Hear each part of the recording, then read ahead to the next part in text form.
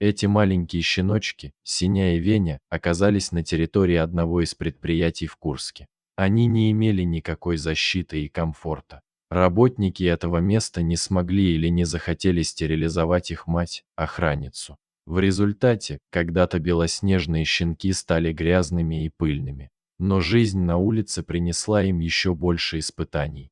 Недавно оба щенка тяжело заболели, и по возвращении после выходных на работу люди обнаружили их лежащими на земле практически без сознания. Они пребывали в таком состоянии в течение суток. Щенки лежали спина к спине, не в состоянии встать на ноги. Они чувствовали себя очень плохо, и в их глазах была боль и отчаяние. Они были несчастными и никому не нужными, и они мирно прощались со своей короткой жизнью, где не было ни одного счастливого дня. Одна женщина, которая нашла одного из щенков, заметила на нем клеща и предположила, что это могло быть причиной их этого состояния, но как помочь им, она не знала.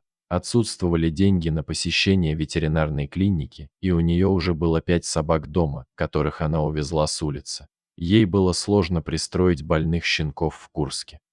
Когда она позвонила мне и рассказала о Сене и Вене. Понимая, что время у щенков идет на исход, я сказал, что возьму их под свою ответственность и попросил отправить их с этой женщиной в ветерью клинику. Врачи дали диагноз – энтерит вирусный. Сеня и Веня таяли прямо на глазах, превращаясь в тощих телег, еле дышащих. У них уже не было сил сражаться, и надежда на спасение тускнела. Но даже в этом ужасном состоянии они прижимались друг к другу, потому что других близких никого не было.